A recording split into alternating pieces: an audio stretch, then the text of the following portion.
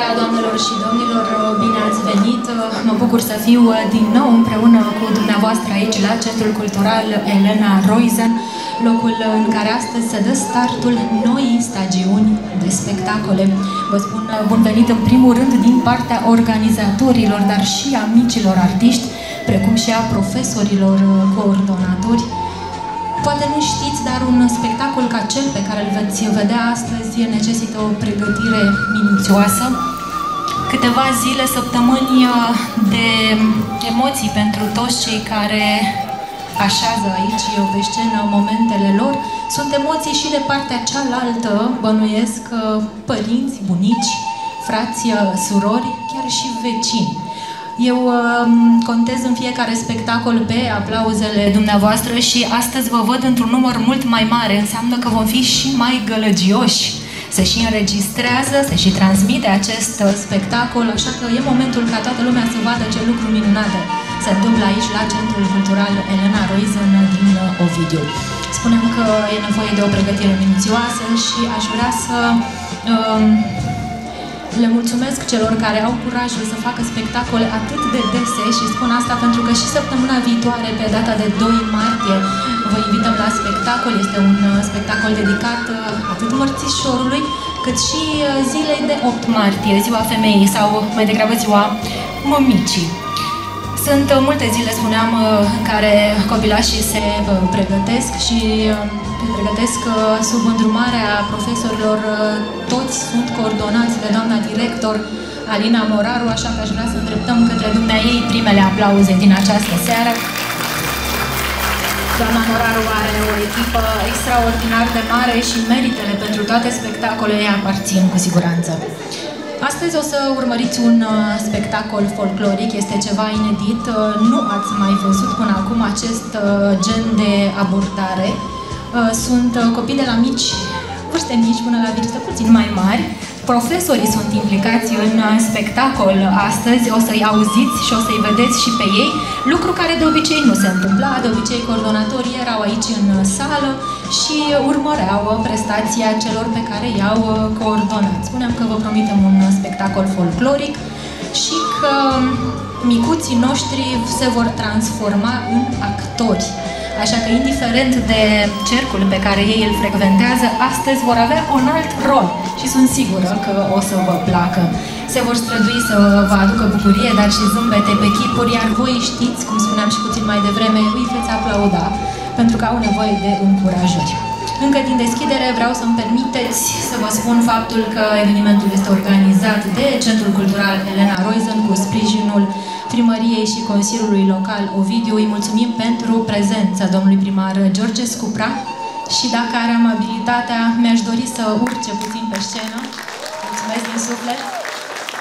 În semn de mulțumire pentru susținerea de care dă dovadă, pentru că toate activitățile de aici, de la centru, sunt gratuite pentru copiii comunității. Sărătmine, mulțumesc! Bună ziua tuturor! La mulți ani de Dragobete, sărbătoarea națională a iubire până la urmă. Mă bucur să ne revedem. Trebuie să vă spun că astăzi au fost activități deosebite și în Centrul Cultural și o să vedem un spectacol deosebit, dar de dimineață am început la clubul sportiv. Acum unde am avut a 4-a ediție a Cupei orașului Ovidiu la tenis de masă. Au fost înscris 50 de tineri, dar chiar și persoane de vârsta mea. Vă felicit și vă încurajez să veniți la ediția următoare.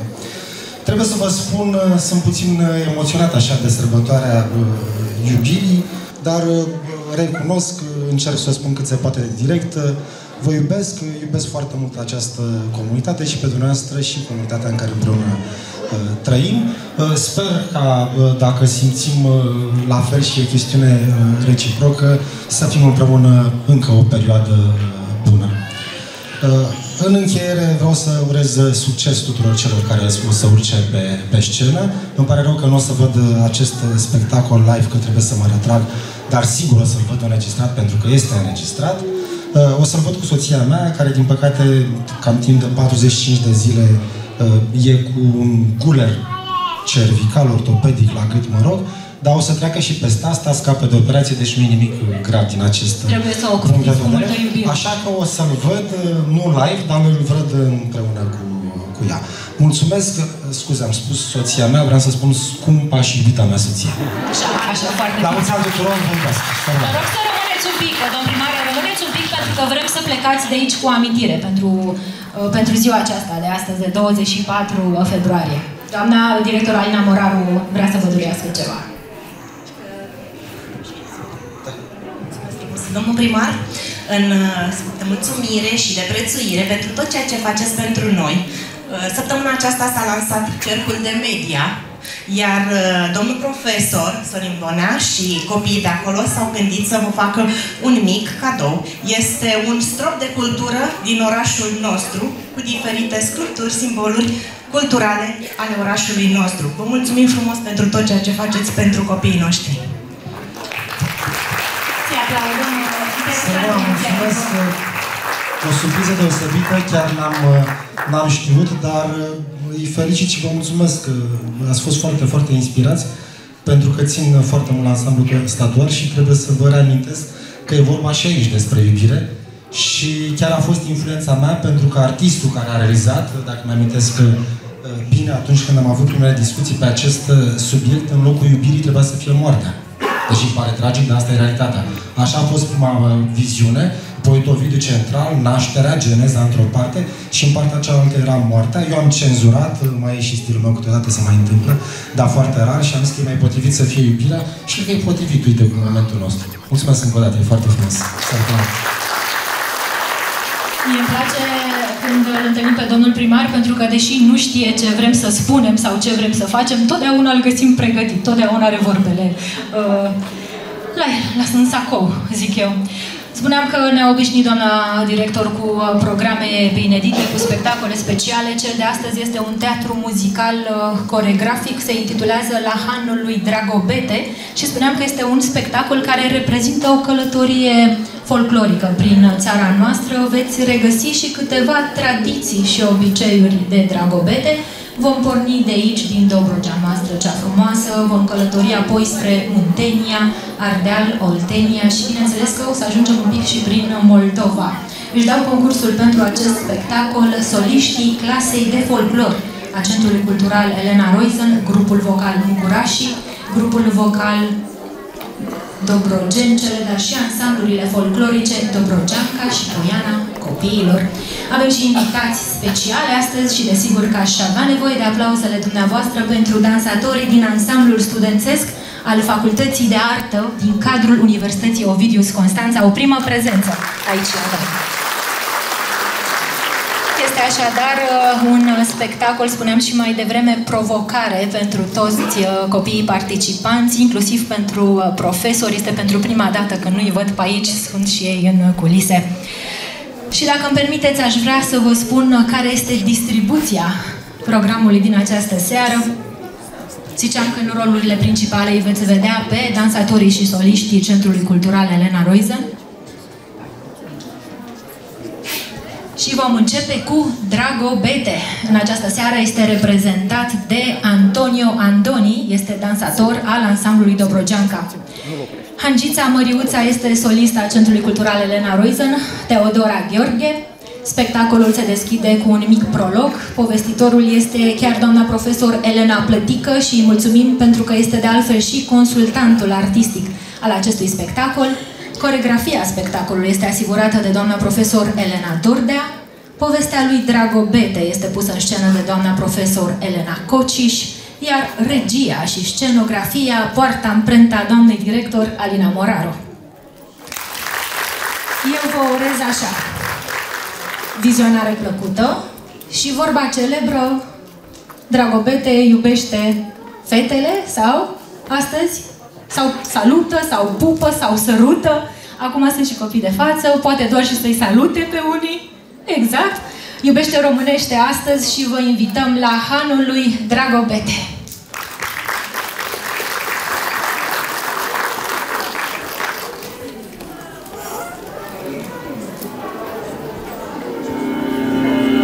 A fost odată, în vremuri de altă dată, În poiana luminată de drumuri înconjurată, la malul mării, la capătul țării, un han mare ridicat de mulți drumeți vizitat, cu întinse mese, bucate alese, cântec de răsună și cu multă, multă voie bună. Dar hanul frumos, han viu arătos, hanciță frumoasă, veselă și omenoasă, ne poftește, ne așează la masă și ne ospătează, iar cântecul răsună, lumea se adună și se prinde în joc să aibă noroc. Ehei, și uite așa se adunau și cântau și-și povesteau, iar fetele chiar se îndrăgosteau. Acum tare mi-ar plăcea povestea a le asculta.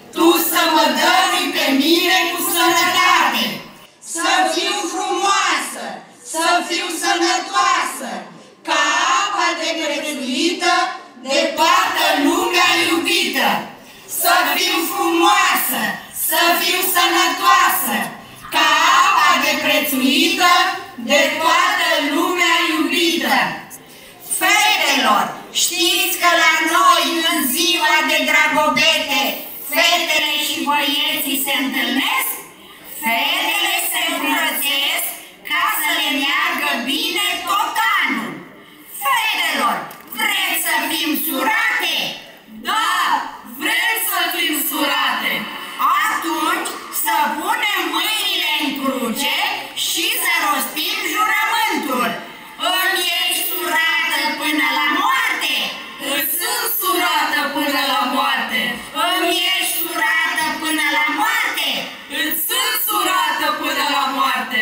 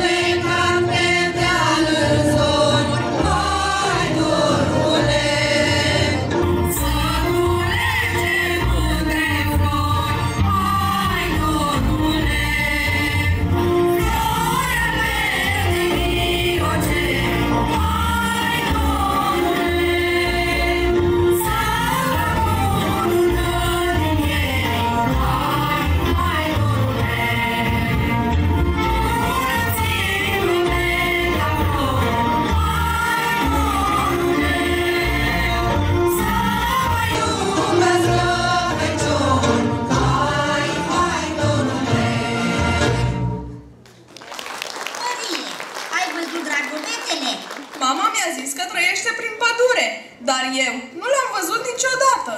Dar cine e Dragobetele? Cum, nu știi? Nu!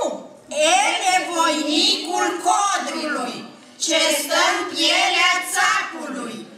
El e feciorul munților, craiul pădurilor. Dar de te prinde prin pădure, fugi cu el și uiți de lume. Te pântește, te amețește, cu dragostea te învelește. Te pântește, te amețește, cu dragostea te învelește.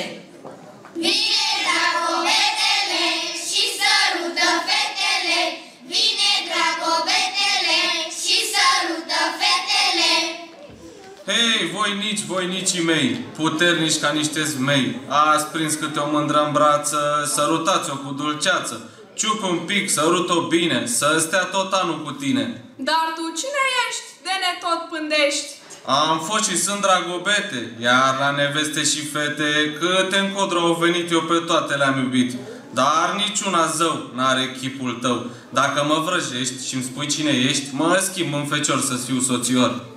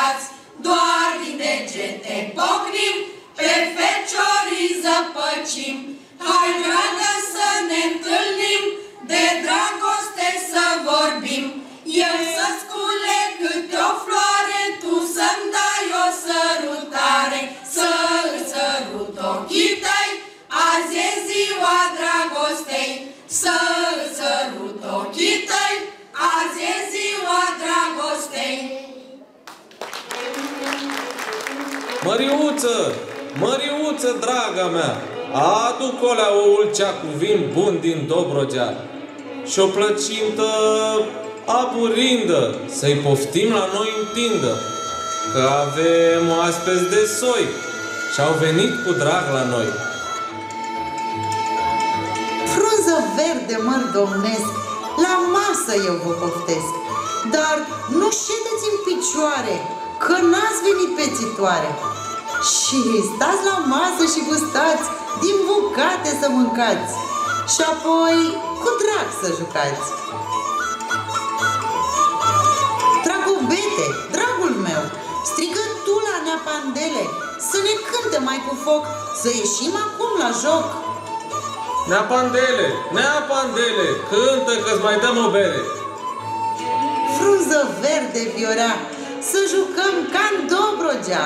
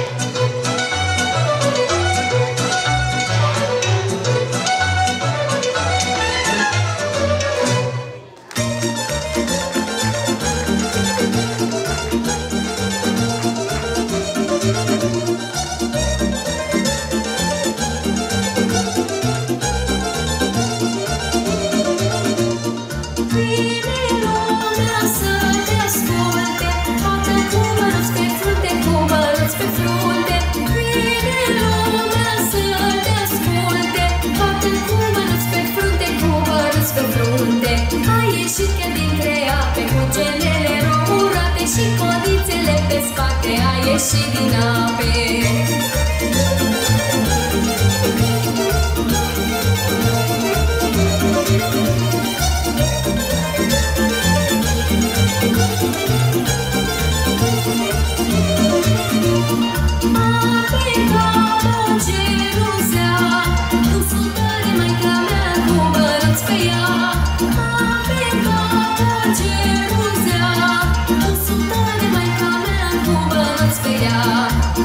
Și pe mal cu minte, cu bani de aur pe frunte, să dau mâncră de rubele și brâu de mărgele.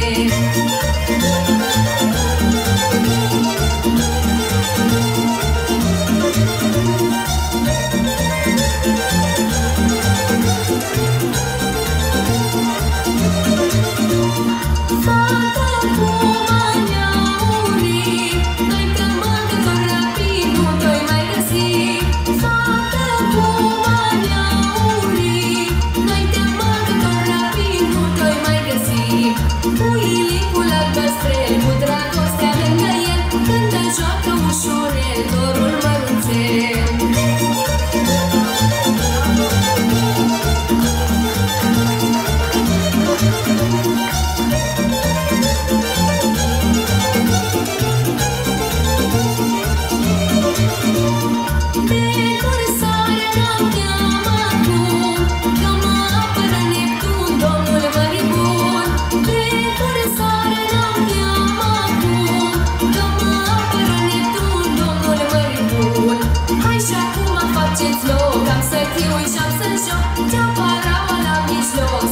Și să joc. Hai și acum faceți loc, am să chiui și am să joc. Ce-am paraua la mijloc, să cânt și să joc.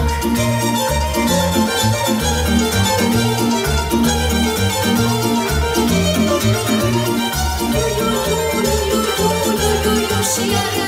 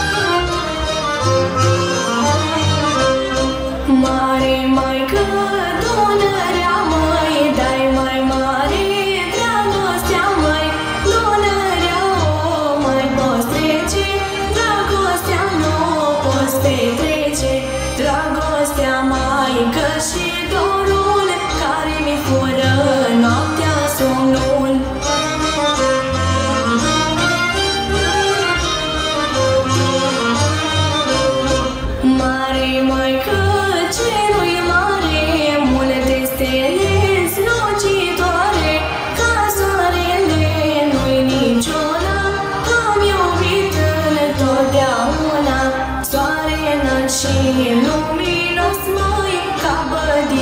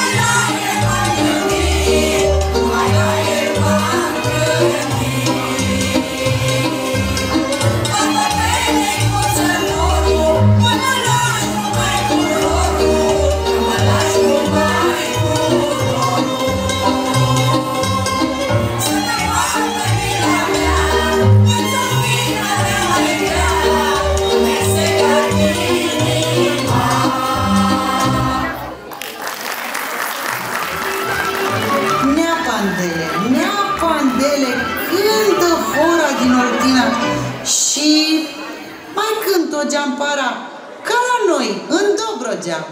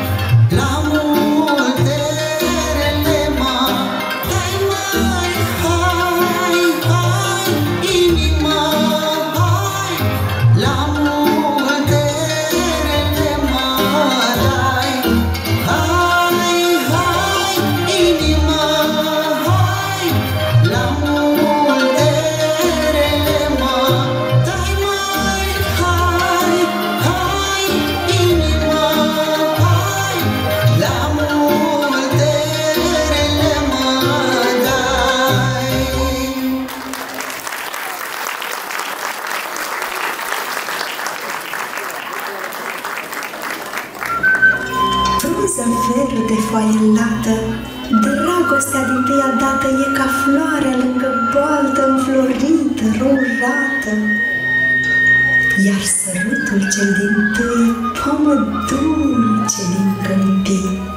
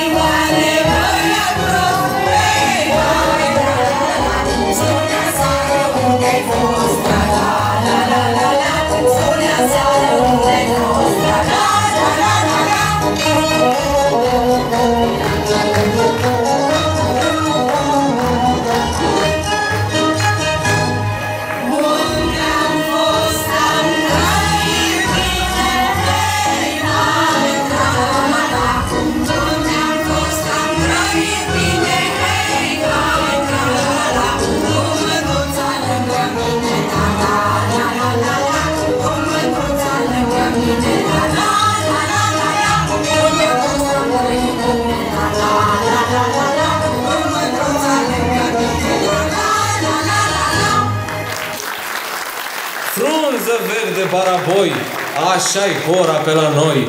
Și se joacă pendelete cu mai mulți flăcăi și fete. Hora mai moldovenească, cine o joacă să trăiască.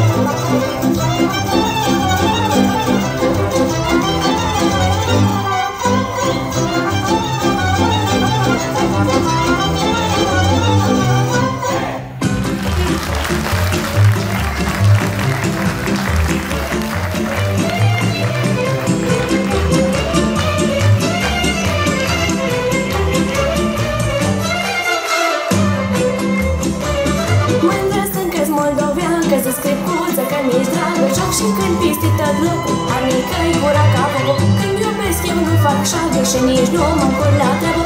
Anică-s cu mâna iuti, moldoveancă, neam de fruntic, mândră să-că-s moldoveancă. Când la lume că mi-e dragă, nu-i ca mine i-a dansat, nici la joc, nici la cântat. Tropăiești și ca cum știți, lângă lăutar vestiți, răsună trompetele, joacă moldoveștii. Păi să mă joace cine știe, păi strâns la piept ca să mă ție.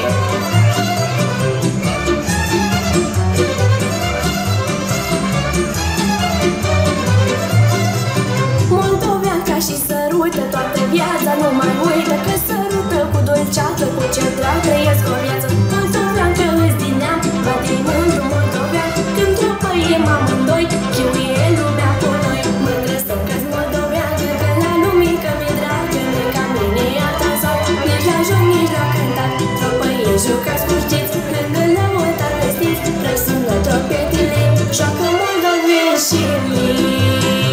Păi cine joacă lângă mine? Păi nu se face de rușine.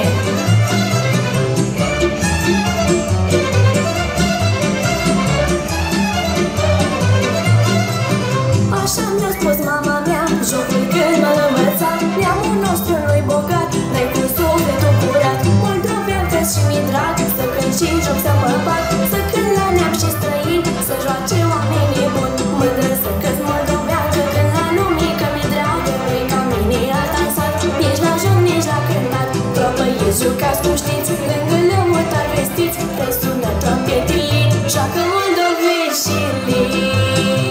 Păi nu-i ca mine i-a dansat, păi nici la joc, nici la cântat.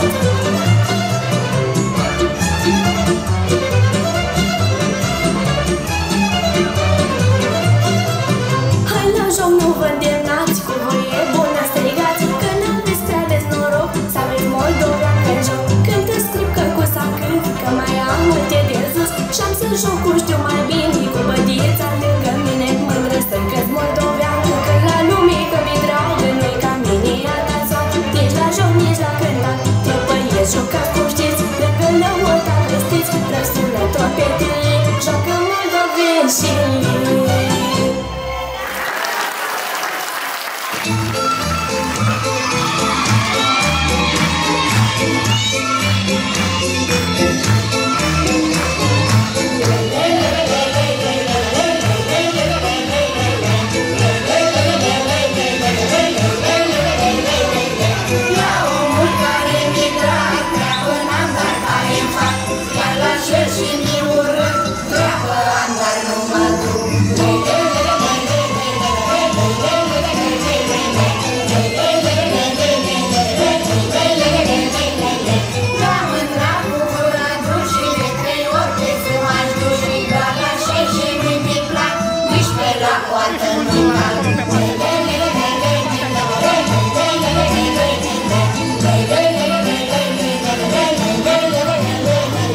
Mândruța care-i mândruță iese la poartă descursă, dar aceea blestemată nu iese nici încălțată.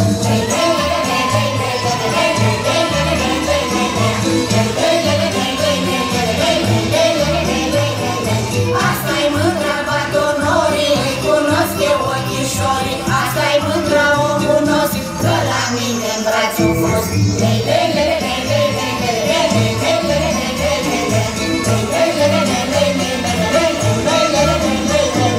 Lelea înaltă și chirită și-a de răpă prăvălită, să mă bată Dumnezeu dacă am prăvălit-o eu.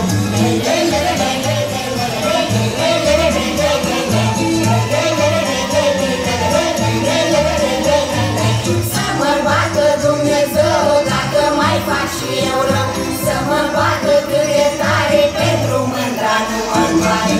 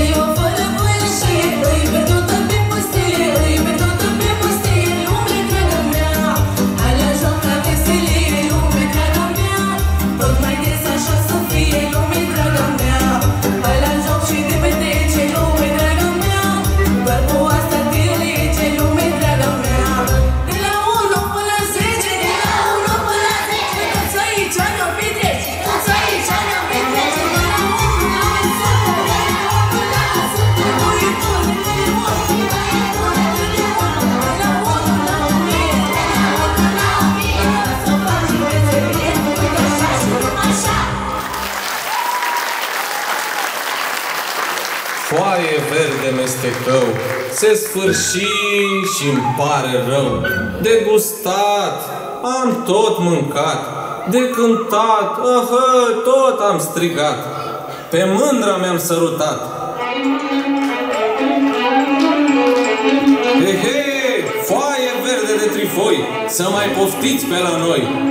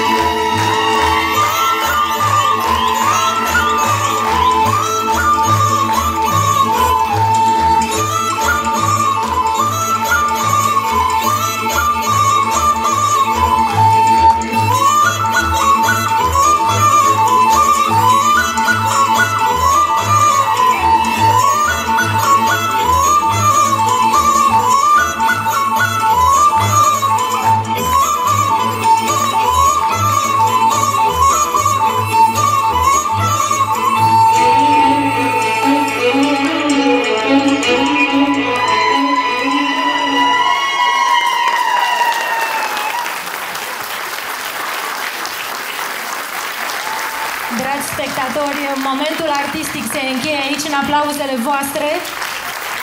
Sper din tot sufletul să aveți încredere în mine de acum înainte când vă spun că va fi total diferit. Cu permisiunea dumneavoastră aș vrea să-i prezint pe 3 dintre artiști, apoi o invit pe doamna director Alina Moraru să continue dumneaei. În aplauzele dumneavoastră aș vrea să încep cu Neapandele, Neapandele. Răzvan!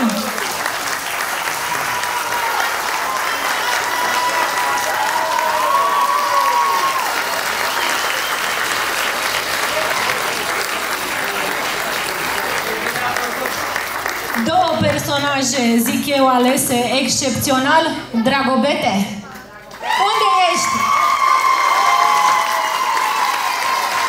Antonio Andoni. Și desigur, hărnicuța, ați văzut, a șters tot. Și draperiile, și geamurile. Bravo, Teodora Gheorghe. Și o las să continue pe doamna profesor Alina Moraru, directorul Centrului Cultural Elena Roizen. Spectacolul de astăzi îi aparține în totalitate dumneaei și profesorilor coordonatori. Felicitări! Îi spuneam puțin mai devreme că a ridicat standardele foarte mult și vom avea de acum ca punct de plecare acest moment, calitatea acestui moment. Felicitări tuturor! O las pe doamna Moraru. Aveți cuvântul. Vă mulțumesc frumos pentru că ați participat la această sărbătoare a dragostei noastre. Vă mulțumesc și vă felicit pentru acești copii minunați care au răspuns provocărilor noastre și aș vrea să nominalizez profesorii mei, minunații mei oameni, alături de care s-a creat acest spectacol extraordinar. Doamna Elena Cociș, grupul vocal Mugurașii și Dobrogencele, doamna Elena Dordea, unde sunteți?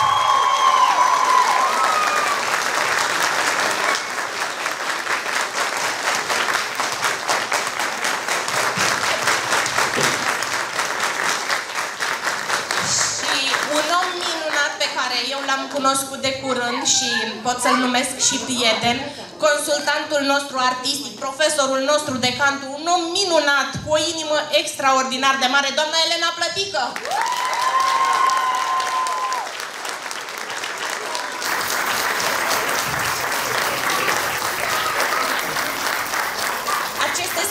Aceste doamne sunt cele 3 Elene ale mele care astăzi ne-au încântat și ne-au încântat pe toți. Copiii noștri, sub bancheta dumnealor, au fost extraordinari. Ați văzut și dumneavoastră cât de bine au cântat, au dansat, au răspuns la teatru. Deci a fost o seară minunată, sper eu, și toate laudele le aparțin și le aparțin doamnelor profesoare. Minunat!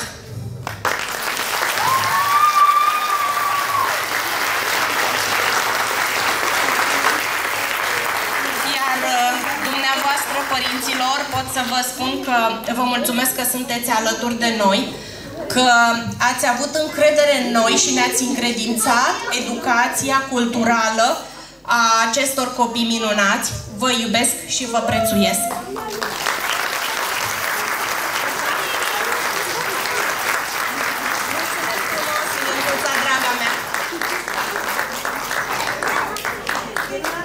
Mulțumesc frumos din tot sufletul, consider că aceste flori sunt acești copii minunați. Mulțumesc mult și domnul Seval, muzica. Trebuie să mulțumesc și personalului tehnic, Seval, sunetistul nostru, domnul Gliță, cel de